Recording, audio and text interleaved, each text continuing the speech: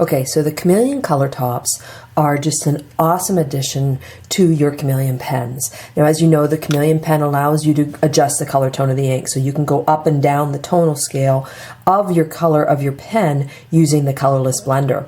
Now, with the Chameleon color tops, that mixing chamber actually contains color.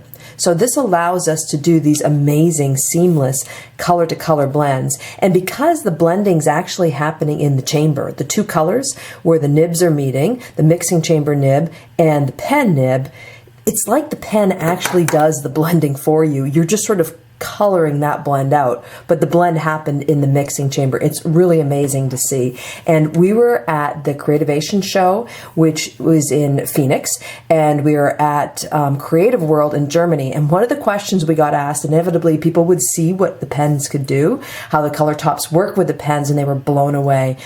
But, you know, when they saw how this beautiful transition went from the light green to the dark green, or pink into a darker pink, or gorgeous yellow into orange. But then they started to say, well, how many colors do you think you could put on top of that pen? How many colors do you think you could blend? Well, that sounded like a bit of a challenge. So we started playing around, and we wanted to show you some of our findings. Of course, you can push it to the limits if you want.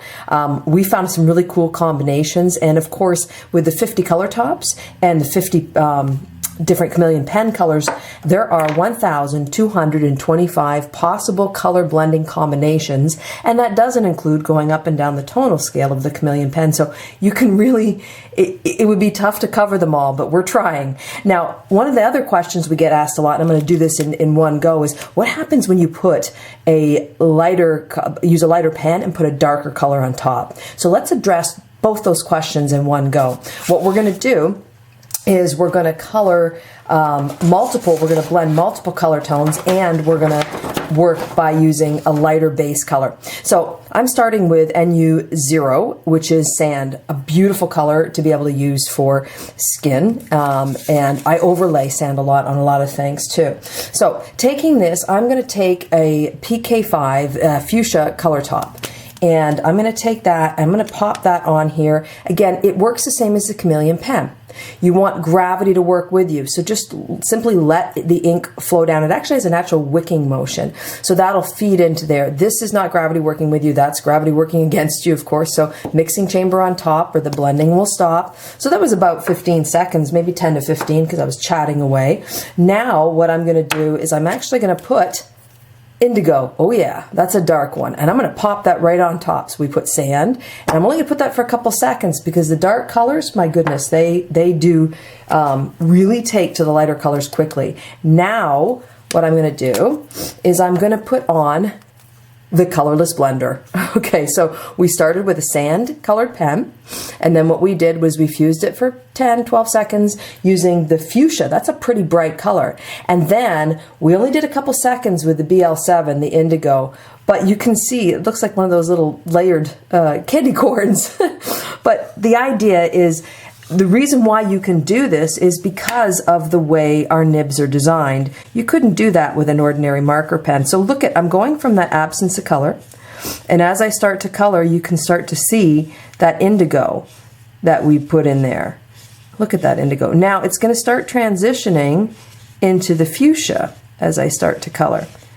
And you start to see that fuchsia color coming out. Now as I'm coloring, it's going from that indigo. I'm going to keep going along to this next little pebble as I'm going. So I'm going from that indigo to the fuchsia. So now it's starting to come back to the ordinary color, which is the sand color of the pen. And again, the nibs are designed so that they evenly take in the color and they evenly release the color. And you just let the pen do the blending for you. And as I start to color, it starts to go back to that beautiful NU0, which is the sand. So we went from an absence of color into the indigo, into the fuchsia into the sand, and then we went back to the sand color. And you know, you'll find that the nibs can take that because that's what they're designed for. Now, you may not be mixing these extreme mixes all the time, but isn't it kind of neat to see that you can do that if you want to? You probably most likely will be doing things that are a little bit more tone to tone or within the same color families. But experiment, and that's the whole thing with the color tops, with the Chameleon pens. There are so many possibilities. You're going to have a lot of fun with them. Cheers.